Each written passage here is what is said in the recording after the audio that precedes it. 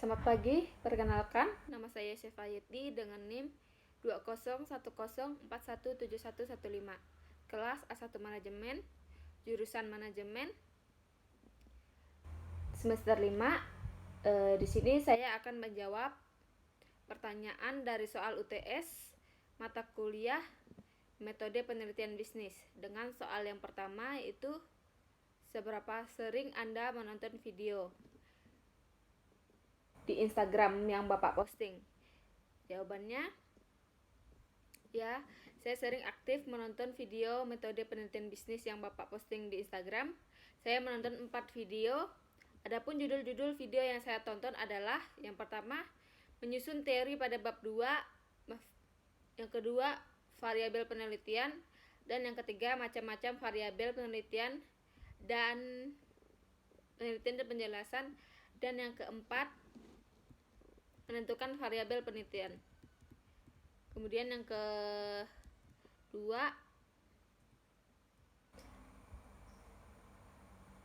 tentu saja saya berkomentar di video metode penelitian bisnis yang Bapak posting di Instagram. Saya memberi komentar pada 4 postingan metode penelitian bisnis di Instagram dan membuat bab 1 boleh di-copy asal dicantumkan referensinya dengan jelas dan digunakan tidak lebih plagiasinya dari 20%. Yang kedua, menyusun bab 2. Yang pertama, pastikan outline-nya hanya daftar isi. Yang kedua, online-nya harus dibuat dulu. Setelah itu, memilih teori. Dalam memilih teori, kita memilih yang tepat sesuai dengan keinginan kita yang senada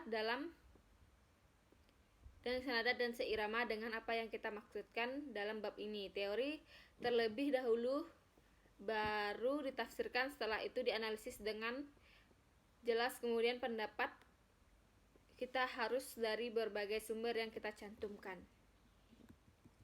Kemudian, variabel bebas atau independen adalah variabel yang mempengaruhi atau yang menjadi sebab perubahan dari adanya suatu variabel dependen atau sertifikat variabel atau terikat variabel bebas biasanya dinotifikasikan dengan X. Kemudian variabel terikat atau variabel independen diartikan sebagai variabel yang dipengaruhi akibat adanya variabel bebas. Variabel ini biasanya dinotifikasikan dengan Y. Kemudian, variabel dari suatu penelitian merupakan kegiatan menguji hipotesis atau kesimpulan atau dengan dugaan sementara, artinya menguji kecocokan antara teori dan fakta empiris yang ada dalam dunia nyata dan merupakan pengelompokan secara logis dari dua atau lebih suatu atribut dari objek yang diteliti. Kemudian, macam-macam variabel penelitian dan penjelasannya.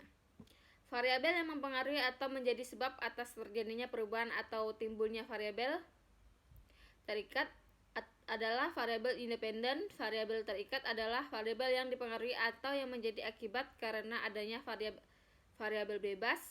Variabel moderator adalah sebuah tipe khusus variabel untuk menentukan apakah ia mempengaruhi hubungan antara variabel bebas, primer, dan terikat. Variabel terikat adalah variabel yang dipengaruhi atau yang menjadi akibat karena adanya variabel bebas. Variabel moderator adalah sebuah tipe khusus variabel untuk menentukan apa yang ia dipengaruhi hubungan antara variabel bebas, primer, dan variabel terikat.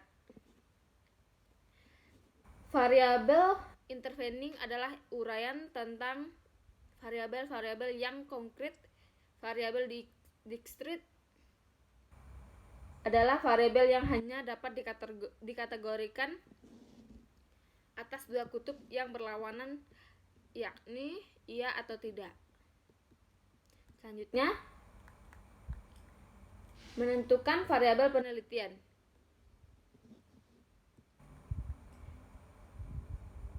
Variabel penelitian adalah suatu atribut atau sifat atau nilai dari subjek atau kegiatan yang merupakan suatu objek yang memiliki nilai penting dalam sebuah riset variabel yang dapat menghasilkan sebuah informasi. Variabel 2 bentuk, yaitu variabel bebas atau independen yang mempengaruhi variabel lainnya. Variabel independen, variabel yang mempengaruhi oleh yang lain. Kemudian yang bagian C, manfaat saya yang peroleh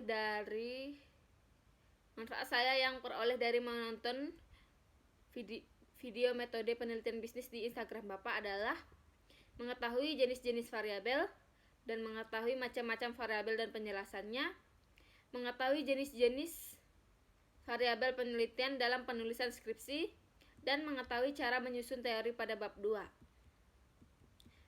Bagian D,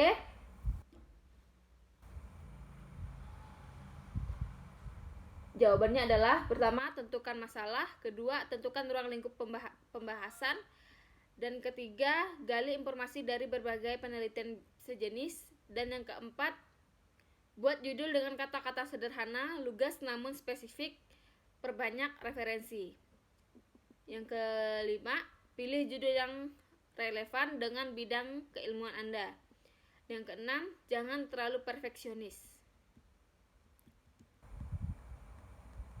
Bagian yang kedua, latar belakang dimaksudkan untuk menjelaskan alasan mengapa masalah dalam penelitian ingin diteliti, pentingnya permasalahan dan pendekatan yang digunakan untuk menyelesaikan masalah tersebut, baik pendekatan digunakan dari sisi teoritis dan praktis. Karena latar belakang memberi alur berpikir sehingga mempermudah peneliti untuk mensistematisir persoalan yang ingin dipecahkan. Setiap masalah yang akan dijawab sebaiknya diutarakan sebagai problematik yang akan dibahas dalam bab-bab berikutnya. Kemudian yang ketiga, menurut Andrew dan Hildebrandt, rumusan masalah yang baik dibuat secara terencana, efektif, dan memiliki karakteristik. Rumusan masalah yang baik mendukung hipotesis penelitian yang agar dapat dilakukan pengujian. Karakteristik yang terakhir adalah masalah yang diangkat harus relevan dan dapat dikelola. Cara membuat rumusan masalah yang selanjutnya adalah dengan menggunakan rumusan 5W plus 1H. Jika Anda mengalami kesulitan menentukan topik atau tema penelitian, Anda bisa menerapkan 5W 1H. Caranya cukup membuat pertanyaan yang menarik sebanyak mungkin yang Anda minati. Kemudian yang keempat dan yang terakhir, secara umum tujuan penelitian antara lain untuk memperoleh pengetahuan atau penemuan baru sebagai pembuktian atau pengujian tentang kebenaran dari pengetahuan yang sudah ada. Sebagai pengembangan pengetahuan suatu bidang keilmuan yang sudah ada, manfaat penelitian adalah keuntungan suatu potensi yang bisa diperoleh oleh pihak-pihak tertentu setelah penelitian selesai. Baiklah, sekian yang dapat saya sampaikan, kurang lebihnya saya mohon maaf. Terima kasih, selamat pagi.